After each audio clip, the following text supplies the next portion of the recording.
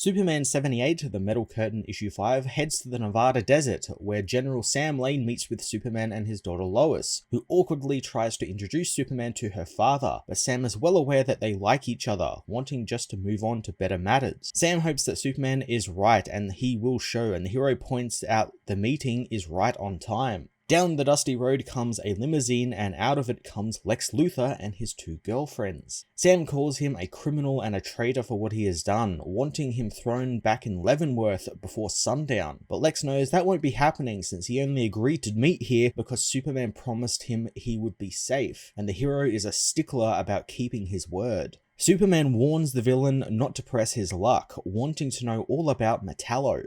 Lex waves his girls away, wondering if he should start by telling them all about his engineering or weapons development, since they aren't as smart as him and he might need to educate them. Sam wonders if he's such a genius, how come he didn't know that the Russians were going to get one of his war suits, and how it would start a war. Lex reveals that he thought he was selling the warsuit to the American military, making Lois realize that the one in the warehouse who was hiding in the shadows and gave the crate to the colonel was Lex. Lex reminds him that he is a capitalist and he would never do business with the Russians, and besides, his armor was a dud since he made it too powerful for its own good, as kryptonite was the only energy source capable of producing the power to operate it, and he lost his last bit of kryptonite when he hung it around Superman's neck, and he never got it back from the hero. Sam shows him a picture of the man he sold the armor to, and Lex recognizes him as Colonel Evers. Sam tells him that his real name is Viktor Morozov, a KGB agent and who Metallo is taking orders from, meaning there is nothing stopping Morozov from becoming Russia's new premier now.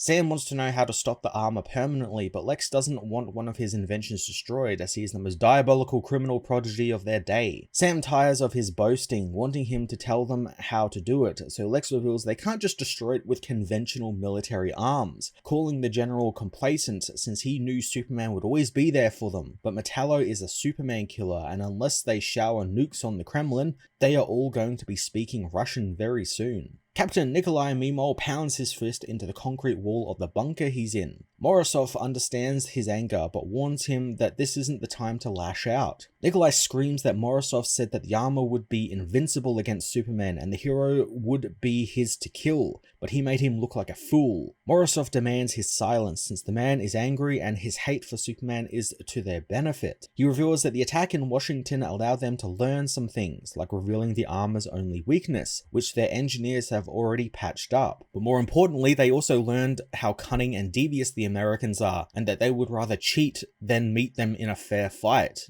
None more so than Superman. He warns Nikolai that Superman would have killed him, but luckily he made the man strong. He looks over Nikolai's hands, noting how they are too strong for concrete walls and too strong for Superman to kill, and the hero long ago succumbed to the American disease of glory for the self over the people. Nikolai finds himself sickened by the thought of it as Morozov slaps him across the face, warning him that tantrums have no place in their mission, as Metallo is the standard bearer for the new Soviet age, and no one's going to remember who won a small skirmish in Washington, since they will win the war, since truth and honor shall be their guide. Superman meanwhile continues to feel the effects of kryptonite exposure, and Lex notices, telling him that the lingering effects of the kryptonite builds up in the cells of whomever is exposed to it, and to Kryptonians, it spells trouble. Superman assures Lois that he's okay, wanting to know from Sam where he can find Morozov. Sam tells him that their recent photos put him back in Moscow, but the hero won't be able to punch his way out of this one. The hero wants to at least try, since Metallo will attack again, but he won't wait around for it. Lois knows that he barely survived the last attack, so how does he think he can win? With a smile, Superman knows that he doesn't have to know, he just has to believe. Lois hugs Superman, and the hero tells her that if he doesn't come back, he wants her to look after his mother and father and the others in the bottled city of Kandor, trusting Lois to know what is best for them, and they'll have lots to tell her about where he has come from. He promises her this will be the story of the century, as Sam tells Superman that he doesn't like his decision, but he respects it. He wishes the hero good luck, as Lex laments how his armor will be the thing to kill Superman, but he won't be the one in the armor.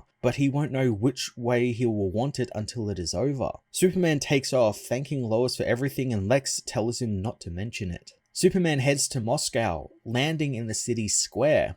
People soon spot him and call out to him before turning and screaming and running away. Superman tells them not to be afraid, but the people run from the square. He spots a crying girl, going over to comfort her and to tell her he will help find her parents, but instead he is smashed over the head by a bat as a man grabs the girl and runs off, leaving Superman all alone in the square.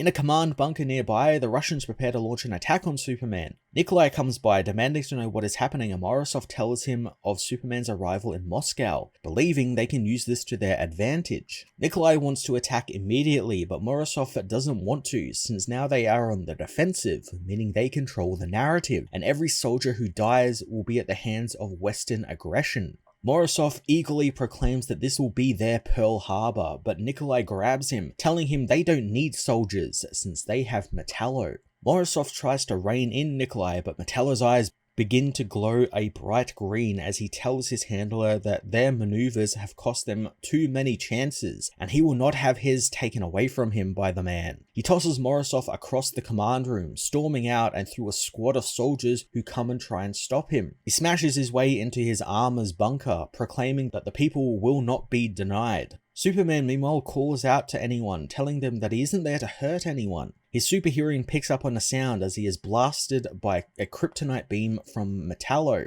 Superman tells Metallo that he doesn't want to fight since there is a better way to do this. Metallo doesn't think an invader that terrorizes their citizens leaves him with much choice but to fight. Metallo motions to the empty square, citing how the people hide since they know what Superman truly is, and Americans think that they can spread their poison wherever they wish and take whatever they want, forcing others to become what they demand them to be. Superman doesn't think that there is his people or Metallo's people. They are all just people in it together, and they want the same things for themselves and for the ones they care about. Metallo thinks that all of that is just more American lies, and there is no magic button to save Superman this time, so there will be only him attacking the hero and then the hero dying. Superman wants Metallo to promise him that whatever happens there, no one else will be hurt, but Metallo doesn't think that this ends with Superman, it begins with him. Superman readies himself for a fight, knowing that he just needs to believe, as Metallo tells him that he believes in the revolution and the union and the glory of the people. The villain launches himself at Superman as the hero stands his ground firm.